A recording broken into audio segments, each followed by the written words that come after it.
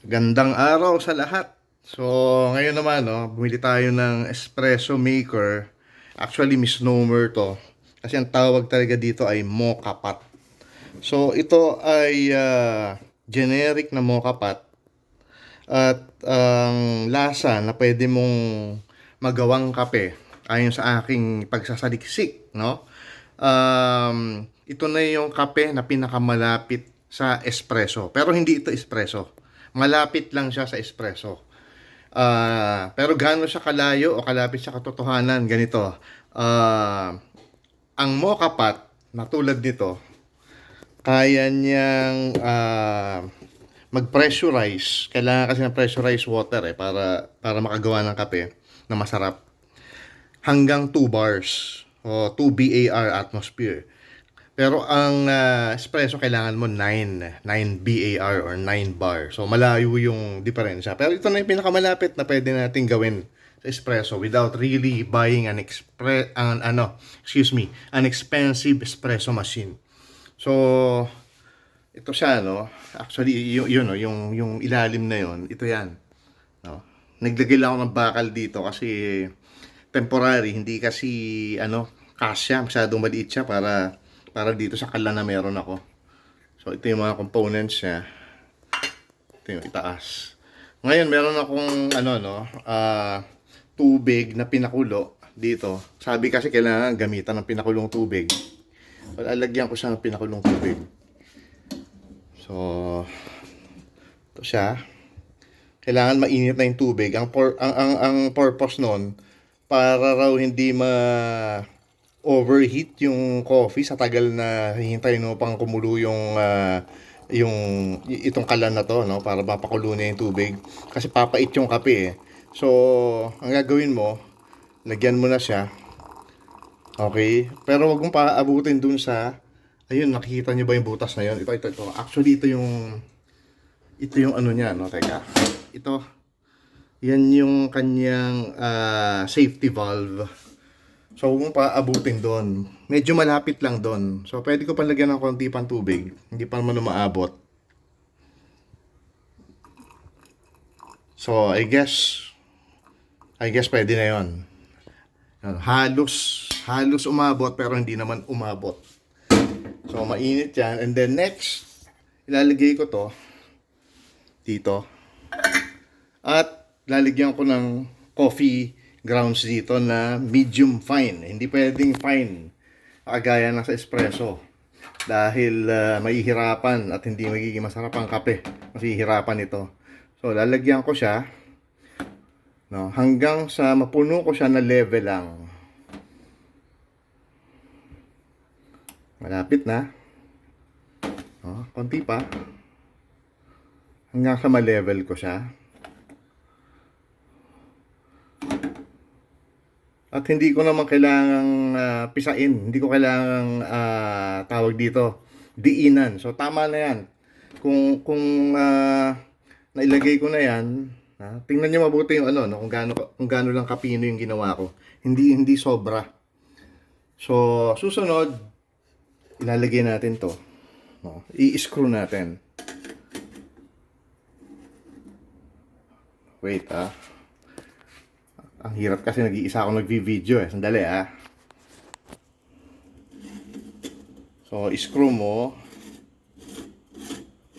Hihigpitan mo, no? Para makabuild siya ng pressure. Aray, init. Grabe. Raiden. Papatulong na ako sa anak ko. Tulungan mo ako sandali. Nagvi-video ako. Hindi ko kaya eh. Para lang makita ng mga viewers natin sa YouTube. Hindi ka makikita. Sandali lang. Hawakan mo lang to. Pakihawak mo lang to. Huwag mong tatakpan yung Ayan. Hawakan mo lang. Huwag mo masyadong Diyan. Kasi ang init. Hindi ko kayang anuhin. So ihigpitan ko lang siya. Napapakita mo ba? Ayan. So huwag niyong gagamitin ito pang higpit. Hawakan lang to, baka masira. Ngayon, yan, nahigpitan ko na siya. Lalagay ko na ngayon dito. Siguruhin ko lang na maganda yung pwesto niya. Baka madisgrasya, mahirap na. Ngayon, next. Thank you, anak. Next would be, i-on ko na yung kalan.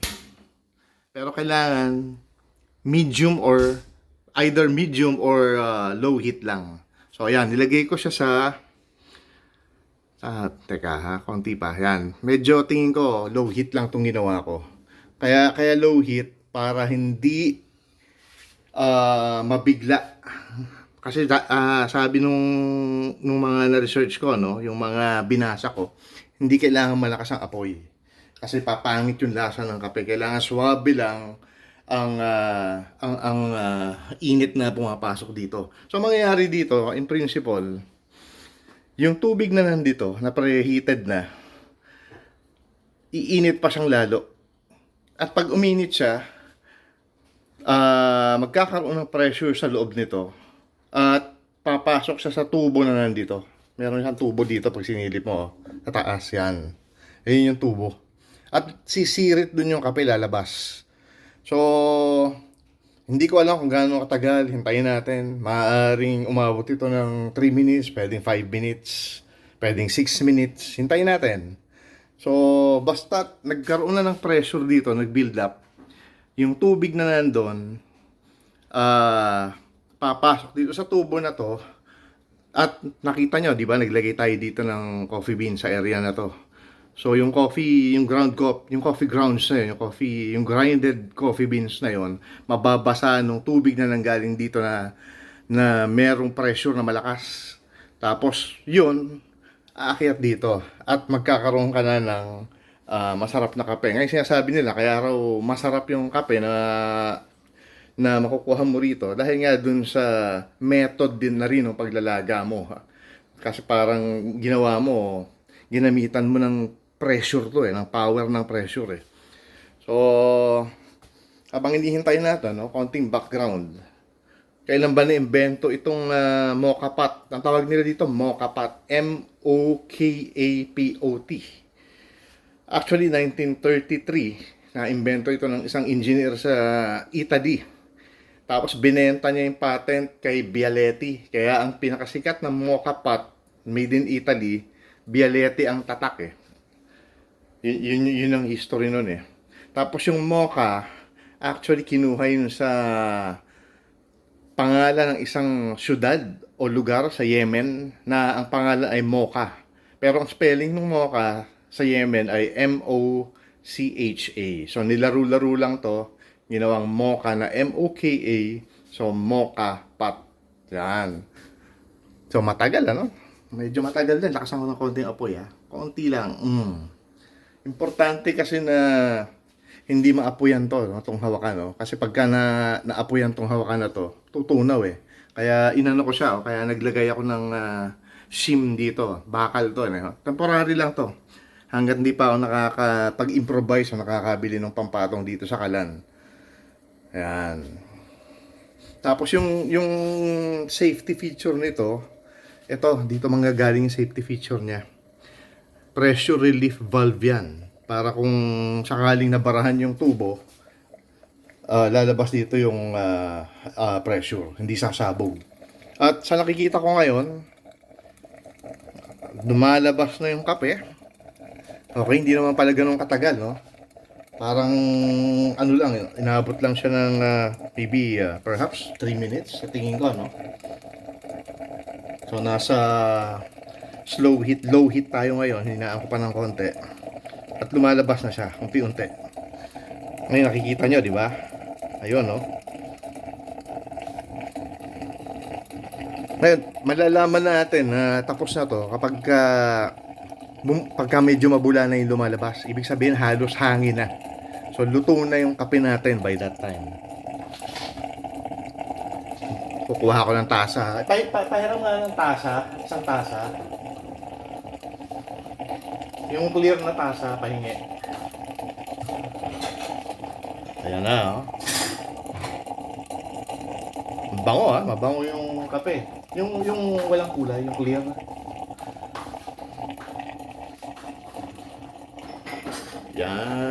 Yan.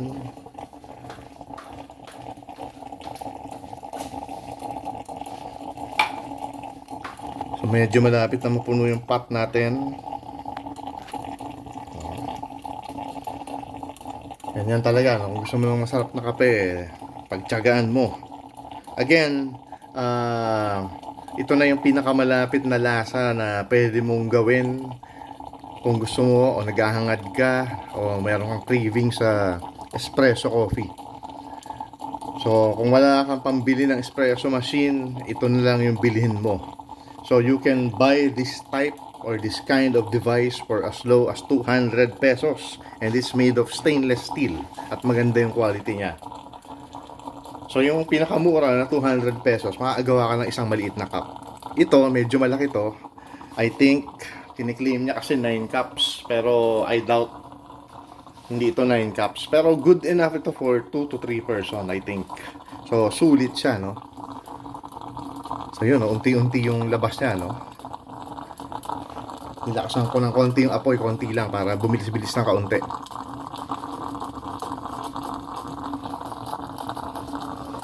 Okay.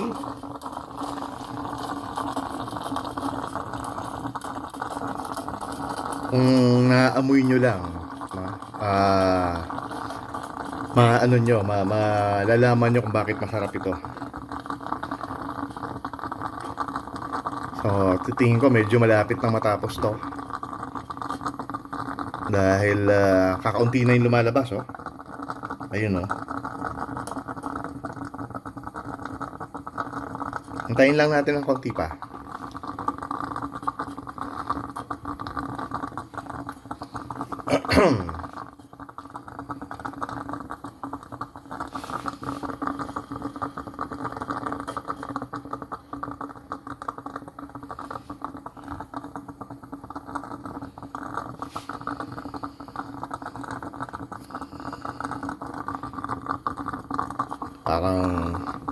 Parang okay na siguro to, no? Pero hindi siya nag-froth, ano? Hindi siya bumula-bula. Normally ganun nakikita ko sa iba, eh. Pero parang dahil sa wala nang lumalabas dito, well, I guess tapos na to. So, baka naman masira ito pagka tinagalan ko pa. So, papatayin ko na siguro to. Okay, inoff ko yung apoy natin, wala na. At magpo-pour ako ngayon nito sa isang tasa. Ito siya.